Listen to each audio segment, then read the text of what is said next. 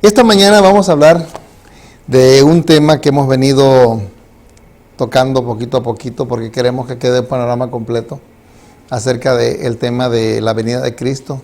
Pero hoy vamos a hacer énfasis en el concepto que hay, que se ha hecho bien popular en nuestros días, que es el tema del rapto secreto. ¿Sí? ¿Cómo surgió? ¿Qué connotación tiene esto? Bueno, pues vamos a analizarlo un poquito. Miren, durante casi 1000 años, la Iglesia popular, la Iglesia católica, durante casi 1000 años, había, digamos de esta manera, hecho de las suyas. Imagínense ustedes cuando se le da a alguien no tan solo el poder religioso, sino también el poder civil, el gobierno, ¿sí? Donde la única religión que existía era la que el gobierno promovía y que la iglesia era prácticamente la que dirigía todo, ¿sí?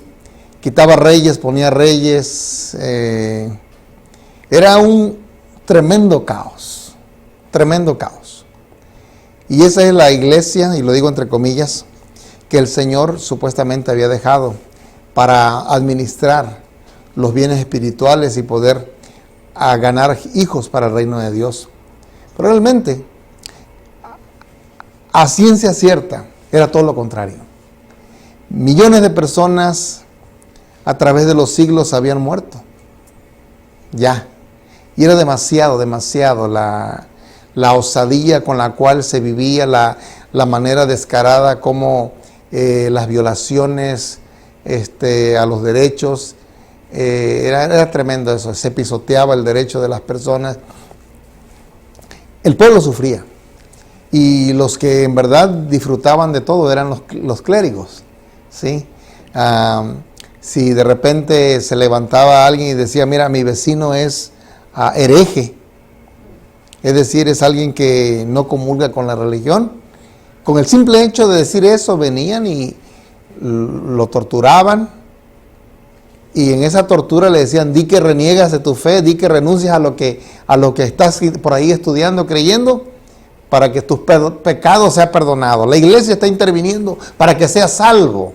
Imagínense ustedes. Mucha gente, imagínense ustedes, están torturando a tu esposa, a tus niños. ¿Qué tienes que hacer? Bueno, mucha gente decía, está bien, reniego de todo eso, renuncio a todo eso que creo. Y ya la gente aparentemente era restituida. Pero mucha gente, en su mayoría, decían, no, yo voy a mantenerme en esto que he creído, y la gente era muerta. O muchas veces eran simplemente encarcelados, pero les quitaban todos los bienes, todos. Absolutamente la iglesia se quedaba, la iglesia como era el Estado, también, la iglesia y el Estado, le quitaban a las personas todos los bienes, de ahí que hay mucha riqueza. Gracias a que se ha hecho rica la iglesia. Bueno, gracias a tanto saqueo que hizo de aquellas personas que tenían bienes, eran personas hacendadas, ricos, pero que de repente venían y decían, tú no estás comulgando con la iglesia. Así que a la gente las dejaban sin nada, en la miseria, ¿sí? Incluso hubo reyes también que en algún momento trataron de levantarse en contra, levantar la voz, y también sus voces eran calladas. Así que este era un caos. Y es ahí donde sufren los grandes reformadores, personas que trataron de echarle ganas. Calvino, Hus, Jerónimo, etcétera, etcétera. Pero se levanta uno que conocía perfectamente la manera como la iglesia se manejaba. Él había estudiado, incluso era un doctor en teología. El doctor Martín Lutero. Martín Lutero, ustedes aquellos que saben bien, el 31 de octubre de 1517 clava en las puertas de la capilla de Wittenberg, ahí en la iglesia, clava las famosas 95 tesis. ¿Sí? Para ese entonces, imagínense ustedes, en una época cuando se está maltratando, pisoteando a la gente, Y la gente leía el libro de Daniel, leía el famoso cuerno pequeño que se iba a levantar contra el pueblo de Dios, que iba a pisotear. Cuando analizaban a las famosas bestias de Daniel, la última bestia, que era una bestia indescriptible, la cual pisoteaba, y ven al cuerno pequeño que va, incluso se sienta, dice, en donde está Dios, e intenta cambiar los tiempos y la ley. Y la mayoría de los religiosos protestantes, los grupos que había en diferentes lugares, los moravos, los albigenses, los valdenses, etcétera, etcétera,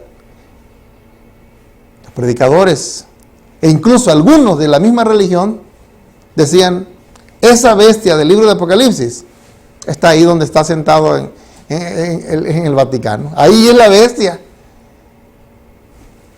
Justo cuando surge Martín Lutero con sus 95 tesis, que realmente las 95 tesis era una expresión de descontento que había en contra de esa iglesia.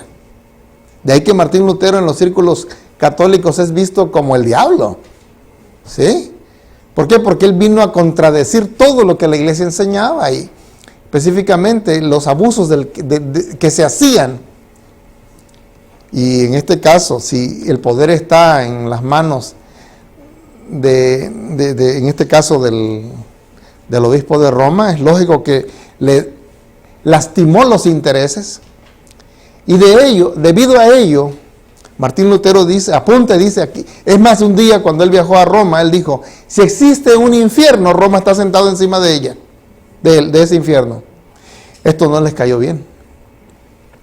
Surge entonces, con esas 95 tesis se da el banderazo, y es conocida como la Reforma protestante. Surgen grupos, se van envalentonando más y más y más, y va creciendo la Reforma. En Alemania toma una fuerza tremenda a tal grado de que prácticamente le dicen al catolicismo, see you later, ¿verdad? No más.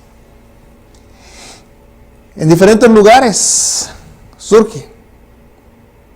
En España también surge. Había también esa efervescencia, ¿verdad?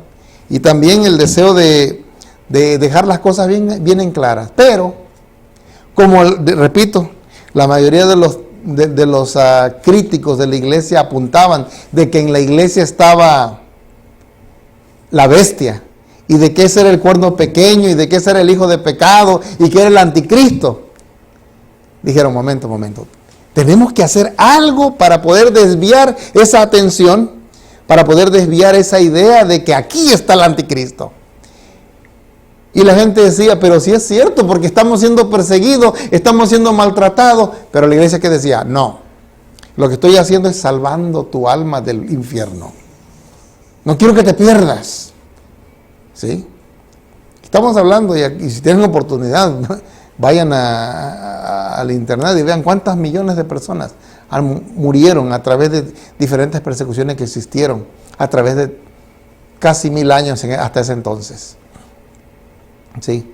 Ahora fíjense ustedes, cuando Martín Lutero viene con esas tesis, la gente se levanta, pero surge lo que se le llama la contrarreforma. Martín Lutero quiso hacer la reforma de la iglesia, que realmente les digo esto, Martín Lutero no quería que existiera otra iglesia. El plan de él era que la iglesia se limpiara, se reformara, ¿sí? Que cambiara de estrategia, de manera de actuar. Pero surge luego la contrarreforma. ¿Qué es la contrarreforma? Bueno, pues llevarle la contraria a la famosa reforma. ¿En qué consistió la contrarreforma? Bueno, tenemos que idear, dijeron, inventar algo que pueda contrarrestar todo esto que va, pero que tumba caña, ¿verdad? Entonces surge por ahí un jesuita llamado Francisco de Rivera, del año 1537 al 1591. Él promueve una teología. Este era un doctor en teología en España. Él surge con una idea. Él dice, momento, esa aplicación que hacen los protestantes de que el Papa es la bestia, de que es el cuerno pequeño, que es el hijo de perdición, que es el anticristo, están mal. Y se reían, decían, pobrecitos. Pobrecitos los protestantes porque no saben de Biblia, porque nosotros somos los que llevamos en línea directa el sacerdocio de Pedro. Y aquí está el verdadero sacerdocio, no está allá. No les crean aquellos. Y la interpretación correcta es esta. El famoso hombre de pecado, el famoso anticristo, la bestia, todo eso, tiene que ver en el futuro. Así que esto que está pasando, no. Lo que queremos nosotros es salvarle el alma a ustedes. El hombre de pecado va a surgir un día, pero allá, en el fin. Ahorita no. Y con eso, se lavaron la mano. Y la gente decía, ay, bueno, pues capaz que sí, ¿verdad? Ustedes saben, hermanos, que cuando se le evita a la gente que se prepare, que estudien, ¿sí? La misma Biblia dice, mi pueblo perece o pereció por falta de conocimiento. Y es cierto, donde no hay educación, donde no hay instrucción, donde no hay un conocimiento, hermano, la gente puede ser engañada fácilmente. Las letras te abren la mente, ¿sí? Entonces, por mucho tiempo a la gente se les impedía el poder prepararse, excepto solamente los clérigos, que eran los que tenían esa capacidad de hacerlo. Así que esa famosa, las profecías de los tiempos, del cuerno pequeño, repito, de la bestia, etcétera, etcétera, se aplicaba siempre al final. Ahora, en 1590, este mismo hombre escribe, ya prácticamente al fin de sus días, escribe que al final del tiempo, ¿sí?, iba a surgir entre unos 3 años y medio, unos 7 años antes de que Cristo viniera, iba a surgir el famoso hombre de pecado, el hijo de perdición, el anticristo. Y que entonces, ahí escribe que este anticristo iba a venir a engañar a los judíos. Y a eso se le llama la tribulación. Estaba apenas eso madurando. Estaba comenzando a meterse en la mente. Porque realmente hasta esa época no se sabía de lo que se conoce hoy como el rapto secreto. Los apóstoles nunca lo enseñaron.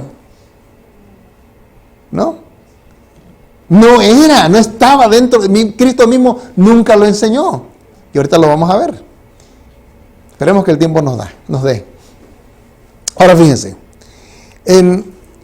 Otro elemento que se añade fue que en 1791, otro predicador jesuita llamado Manuel de Lacunza escribe un libro, La venida del Mesías en gloria y majestad. Ahora, este hombre lanza ese libro, pero él de igual manera propone que la venida de Cristo está bien lejos y que los eventos que tienen que ver con la tribulación también está bien lejos. Y eso hace eco en los círculos protestantes. Ya existían para ese entonces los grupos bautistas, los grupos metodistas, etc. Y entonces comienza a cobrar revuelo todo esto.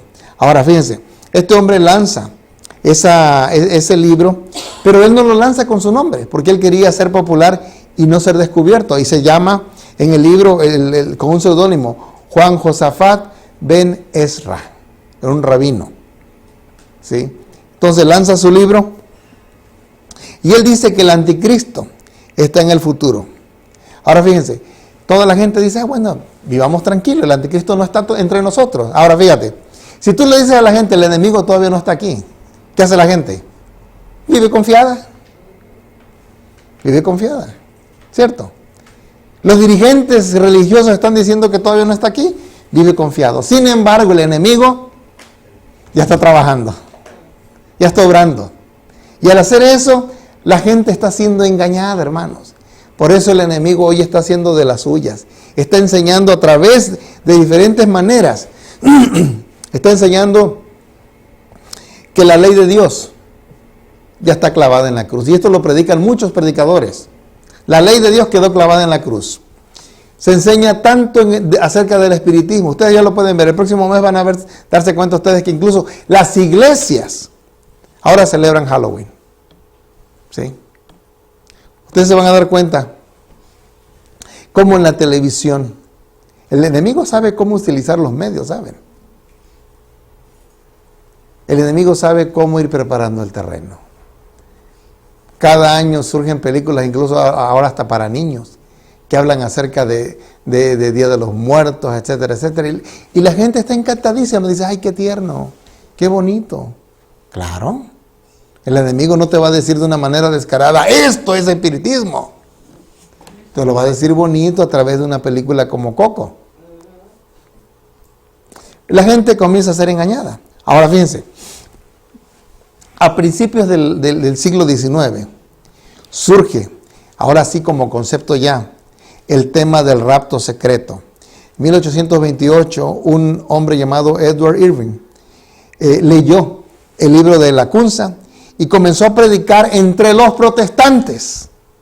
Ya comenzó a predicar de que existía un famoso rapto secreto. Y eso esa idea es traída aquí a este país por un tal John Nelson Darby. Él es un predicador congregacionalista y él comienza a predicar tal como se conoce hoy prácticamente el tema de que Cristo va a venir en forma secreta. Ahora fíjense ustedes, todo fue invención de la iglesia popular, que vino agarrando fuerza. ¿Por qué? Porque planeaba desviar la mente del creyente de que aquí no está el enemigo va a venir, pero ya al final. Ahora, les pregunto, entonces, ¿debería ser algo en lo cual uno puede confiar en cuanto al asunto del rapto secreto? Fíjense, hubo un predicador protestante que le dio bastante auge a esto. Es el ya fallecido G.J. Ávila. Era un predicador protestante, pentecostal, algo por el estilo. Y el hombre, antes de morir, él dijo que antes de que venga la tribulación, la famosa tribulación de la cual habla Jesús, dice, la iglesia va a ser raptada. Y entre los círculos protestantes, su concepto tomó tanta fuerza que hoy en iglesias que no se creían esto, ahora creen en el rapto secreto. Hoy la mayoría de las iglesias protestantes creen en el tema del rapto secreto. Ahora, pero fíjense ustedes, hermanos, que nosotros tenemos que estudiar este tema a la luz de la Escritura. No podemos quedarnos con esto, ¿sí? Vamos a estudiar en esta hora algunos hechos reales, bien puntuales de la Escritura. Número 1. Ahora, dice Apocalipsis 1:7, ustedes se lo saben de memoria. Se lo saben, ¿verdad? Yo sé que se lo saben. Apocalipsis 1:7. Dice, he aquí que vienen las nubes y todo ojo le verá. Dice, y aún los que le traspasaron harán lamentación por él. ¿Cierto? Ahora, fíjense, dice ahí que es en forma visible. Cristo viene en forma visible, por lo tanto, ¿dónde está la forma invisible? Ahora fíjense, les digo, bueno. Y no hay que ir lejos porque ahí está en el primer capítulo, el que no ve eso, pues porque no toca la Biblia. Que es cierto lo que usted dice, pastor, que el rapto secreto, eso está, eso es lo que se descabellado. Lo que mucha gente cree. Ahora. Leen la Biblia, pero como que parece que no entienden. Y fíjense, ¿dónde está el arma secreta del rapto secreto? Este es un plan bien tramado y sin duda alguna que inspirado por el enemigo de Dios. ¿Cuál es el propósito? Bueno, aparentemente dicen, nosotros conocemos las famosas 70 semanas de la profecía, de cuando Cristo iba a venir. Y en la última semana, dice, se ungirá el Mesías príncipe. Ese ungimiento no es lo que nosotros conocemos como la inauguración del ministerio de Cristo. No, la gente dice, ese ungimiento es de que Cristo va a venir. Pero dicen, va a venir en forma secreta. Y en esa última semana, dice, mientras Cristo se lleva a la iglesia, es cuando surge el anticristo, surge la tremenda tribulación. Ahora, Cristo se lleva a su iglesia en una forma secreta. Imagínate tú, va volando la persona y de repente desaparece. De repente está el predicador aquí dando su sermón y de repente se queda sin iglesia, sin miembros. O viceversa. De repente está el pastor predicando y usted dice, caray, ¿qué le pasó al pastor? Se fue. Esa es una idea. ¿Sí? De ahí que en muchos lugares, hasta en forma de chiste, dicen que las aerolíneas deberían traer siempre 2 pilotos. Uno protestante y uno que es incrédulo. ¿Por qué? Un creyente y un incrédulo. ¿Por qué? Porque el creyente es el que se va a ir. Y el incrédulo, pues es el que no se va a ir, se va a quedar. Y él es el que puede controlar el avión. Ahora, fíjense, ¿cuál es el arma cuál es el arma secreta del rapto secreto? Dice que en esos 7 años que va a ser la tribulación, aquellos que no se fueron al cielo se van a quedar aquí diciendo, ay, qué mala onda, no me fui al cielo. Ay. Pero entonces tú ves la persecución que hace el anticristo y tú dices, Señor, perdóname porque fallé. Entonces te animas, te preparas y finalmente Cristo va a venir con grande poder y gloria y te llevará hacia el cielo. A fin de cuentas, concluimos este punto. ¿Quién se pierde? Nadie. Si no te vas en el primer barco, te vas en el segundo. Ahora, pregunto, ¿es un arma filosa, peligrosa eso? ¿Sí? Porque te hace creer de que no hay razón por la cual hoy estar viviendo en alerta en tu vida espiritual. No hay razón por la cual tienes hoy tú que prepararte al 100%. Porque si no te vas ahora, te vas en el siguiente barco. Ahora, volvemos al punto. La Biblia dice que Cristo viene en su segunda venida con grande poder y gloria. De una forma visible. ¿Sí? Dice aquí en Mateo 24:30, lo leemos. Mateo 24:30. No sabemos, es el texto que utilizó nuestro hermano Edgar en esta mañana. Y todos nos lo sabemos también de memoria, tal como el de Apocalipsis 1:7. Sí, Mateo 24:30. Dice, entonces aparecerá la señal del Hijo del Hombre en el cielo, y entonces lamentarán todas las tribus de la tierra y verán al Hijo del Hombre viniendo sobre las nubes del cielo con poder y gran gloria. Y Tito 2:13 dice, añorando, dice contemplando esa esperanza bienaventurada, dice la manifestación gloriosa de nuestro gran Dios y Salvador Jesucristo. Aguardando la esperanza bienaventurada, la manifestación gloriosa de nuestro gran Dios y Salvador Jesucristo. Ahora fíjense, en los círculos populares se dice, la iglesia no va a atravesar por la gran tribulación. Yo les digo esto. Si Cristo va a terminar la historia de esta tierra de esa forma, como que esto, entonces, no tiene un sentido real del triunfo poderoso del Señor.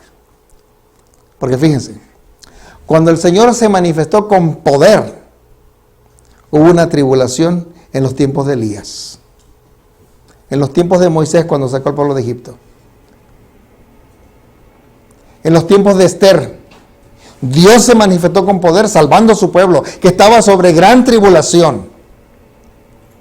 Es más, cuando el profeta Juan ve a los que vienen entrando hacia la tierra, hacia el cielo, Juan pregunta, ¿y esos quiénes son? Y le preguntan a Juan, ¿quiénes son estos? Y el Señor, tú lo sabes, dice, mira, estos son los que vienen de gran tribulación. El pueblo de Dios va a pasar por tribulación, hermanos. Tiene que pasar.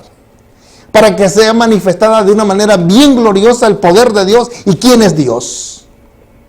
Por lo tanto, cuando la persona dice que Dios viene en forma invisible, eso no es posible. Aquí, imagínense ustedes, un evento esperado por todos los siglos y que de repente sea así silencioso. Óigame, ¿no? En esa creencia popular, lo que dicen ellos, que Dios se los va a llevar al cielo porque ellos no son los que van a subir la tribulación. Que, como dice, la tribulación la va a llevar el otro grupo. Lo tenemos que hacer como pasó con el pueblo en Egipto, que tuvieron la tribulación. También dice en Apocalipsis que nosotros también tenemos que pasar por eso. El pueblo, el mismo Señor dice, ¿verdad? Sé fiel hasta la muerte, yo te daré la corona de la vida. Hermanos, y sigue diciendo, ahora fíjense, ese fue el primer hecho. Cristo viene, todo ojo le verá. Segundo hecho, el retorno de Cristo va a ser con un sonido potente, ¿cierto? Mismo verso 31, fíjense lo que dice ahí en Mateo 24, 31. Dice, y enviará a sus ángeles con gran voz de trompeta, y juntarán a sus escogidos de los cuatro vientos desde el extremo del cielo hasta el otro. Con voz de trompeta. San Pablo lo dice de la siguiente manera: con voz de trompeta, con voz de arcángel, con trompeta de Dios, dice, descenderá del cielo. Y escuchen esto. Y dice, y los muertos en Cristo resucitarán primero. Usemos otra vez la lógica. ¿Cuándo supuestamente la teoría, digo teoría porque no es una doctrina bíblica, la teoría del rapto secreto dice que los santos se van a ir al cielo de una forma misteriosa, invisible? Pero aquí el texto dice que Cristo vendrá con sus ángeles, tocarán trompeta. Y dice que los muertos, y San Pablo añade, y los muertos en Cristo resucitarán primero. Los santos de Dios resucitarán primero al sonido de la trompeta. Va a haber ruido. Por lo tanto, no hay ninguna cosa que sea de una forma silenciosa e invisible. Sigue añadiendo. En el 1 Tesalonicenses 4:16, vamos a buscarlo, que lo acabo de repetir ahorita, pero vamos a analizarlo y aquellos que están apuntando. 1 Tesalonicenses 4:16.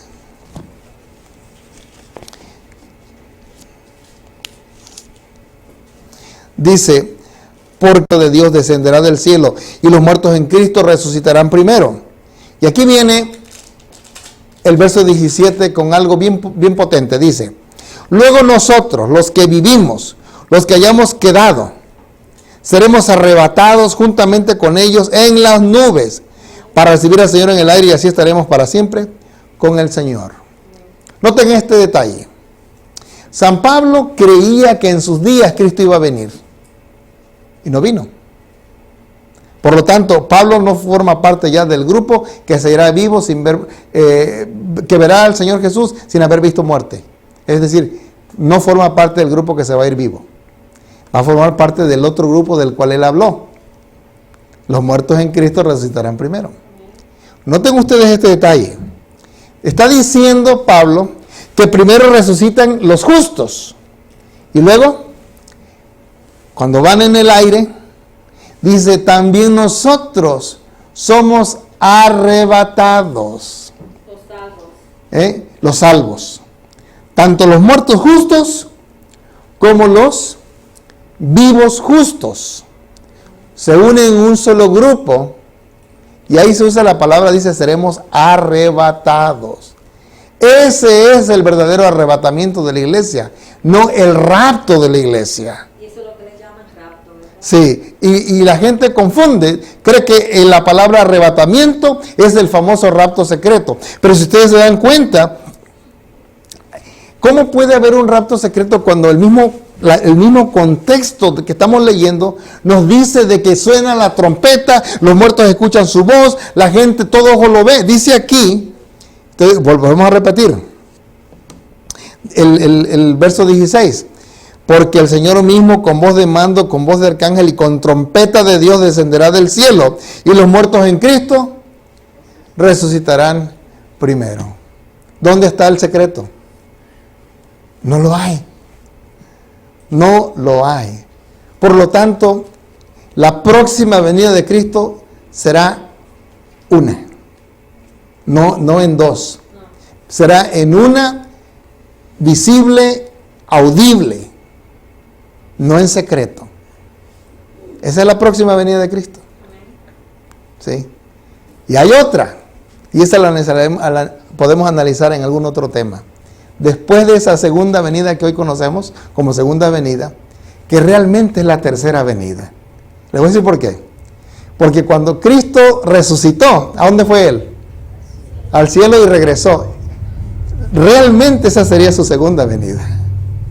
Y la que estamos esperando sería la tercera. Pero es muy común llamarle la segunda venida por la manera portentosa como se va a dar. Realmente. ¿Sí vamos bien?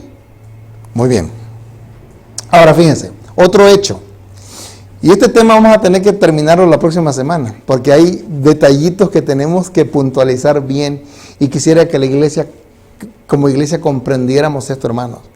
Porque Cristo mismo dijo, no sean engañados porque se van a levantar falsos profetas, falsos pastores, falsos predicadores, que engañarán, si les fuere posible, ¿a quién? Aún a los escogidos. Y especialmente en cuanto al tema de la segunda venida de Cristo, hoy hay más engaño que nada, cuando realmente hay cientos de referencias a la segunda venida de Cristo en la palabra de Dios.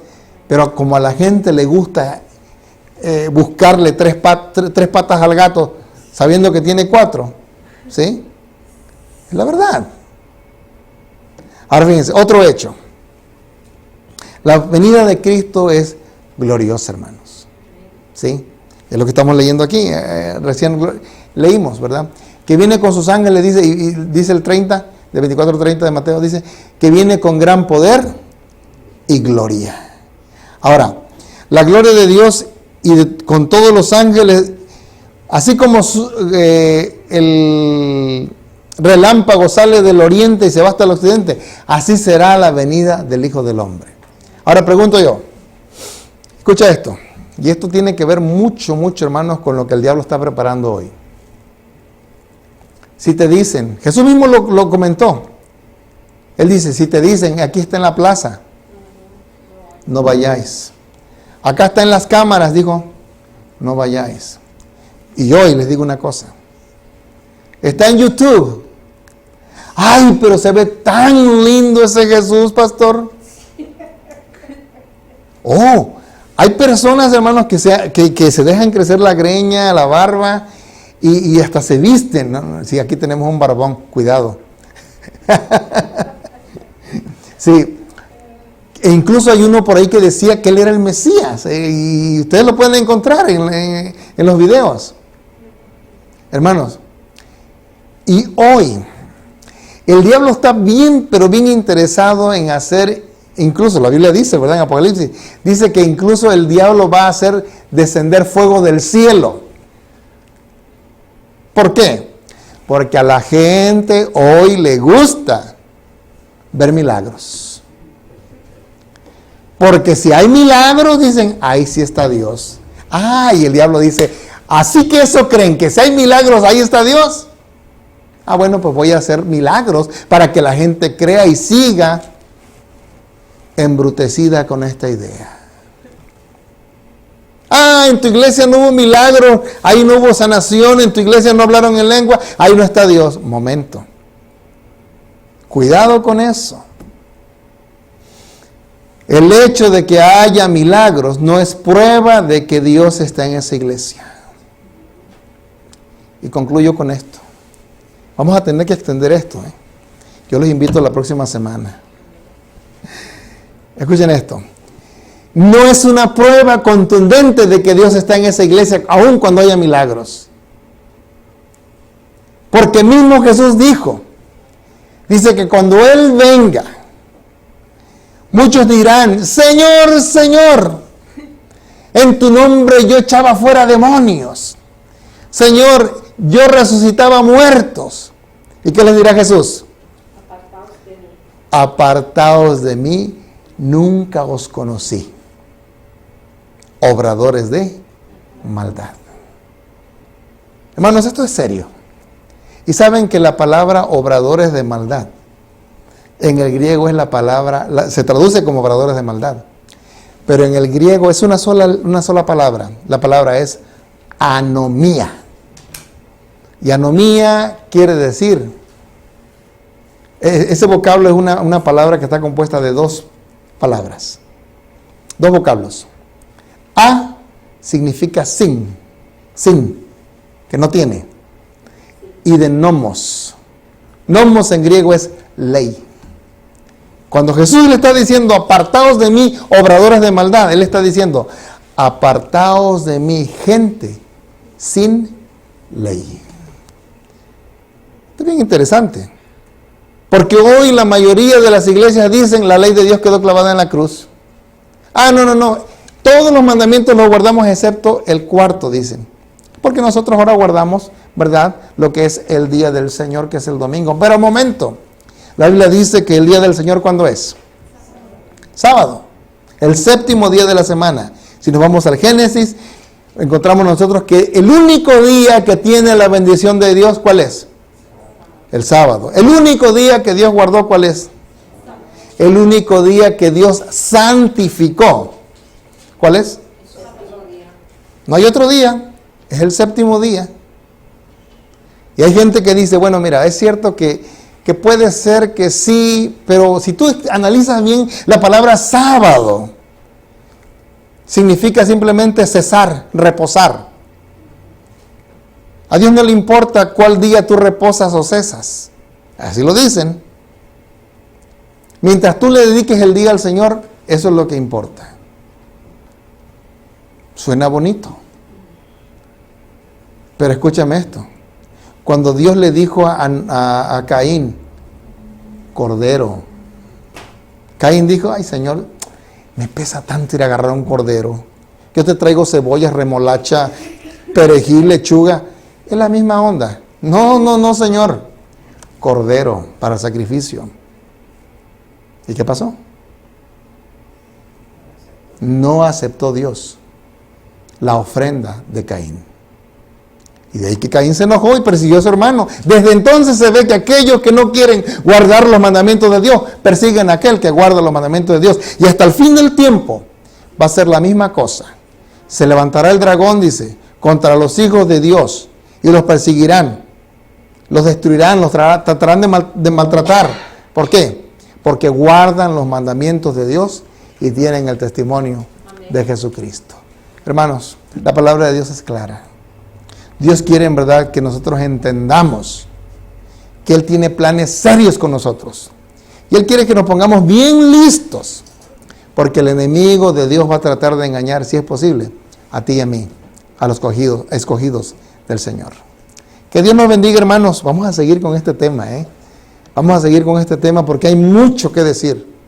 Vamos a ahondar más y a descubrir, a quitarle la máscara al enemigo que trata de engañar a aquellos que quieren hacer la voluntad de Dios. Que Dios me lo bendiga.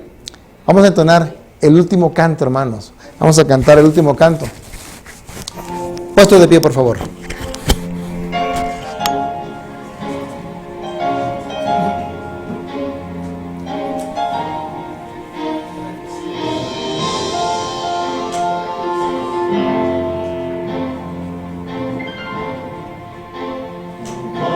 Suene la trompeta en el día del Señor, su esplendor y eterna claridad veré.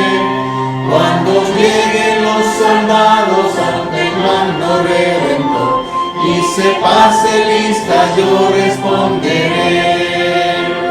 Cuando allá se pase lista, cuando allá se pase lista, cuando allá se pase lista, y mi nombre llame, yo responderé.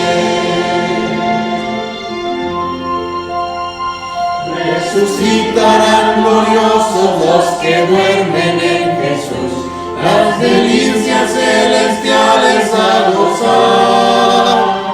Y triunfantes entrarán en las mansiones de la luz. Para mí también habrá un dulce hogar.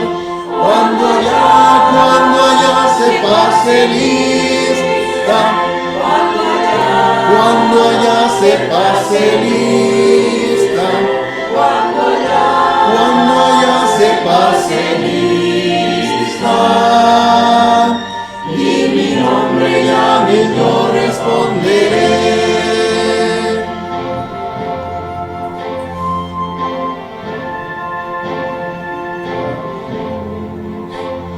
Trabajemos pues por Cristo, pregonando su amor, mientras dure nuestra vida terrenal. Y al fin de la jornada con los santos del Señor, entraremos en la patria celestial. Cuando ya se pase lista, cuando ya se pase lista, cuando allá se pase lista, y mi nombre ya ni yo responderé.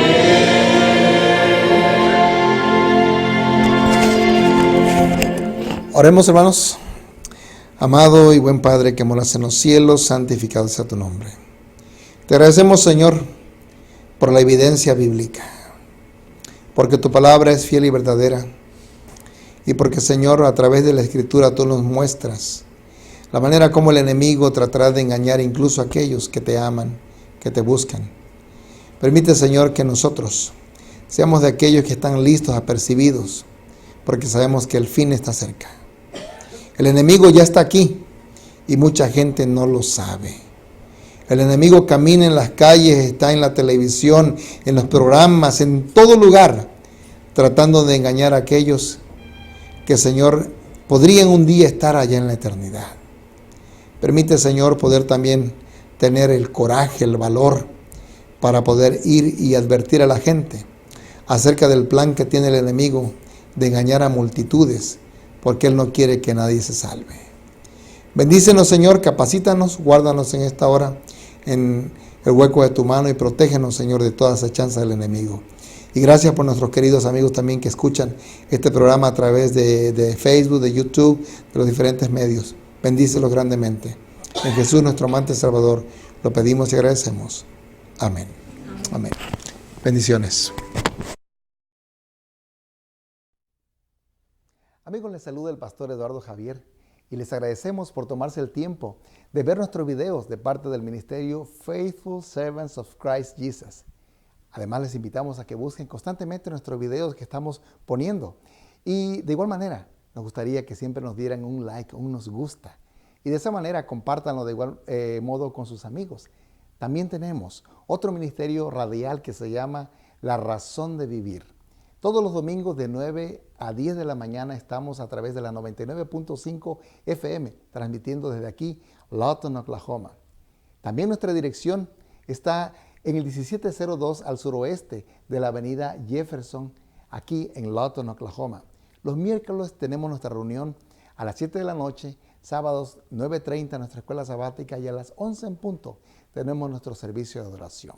Nos gustaría ser parte de ustedes, así que por favor, escríbanos, dejen un comentario, denos un like y nos gustaría saber de ustedes. Muchas gracias. Que Dios les bendiga.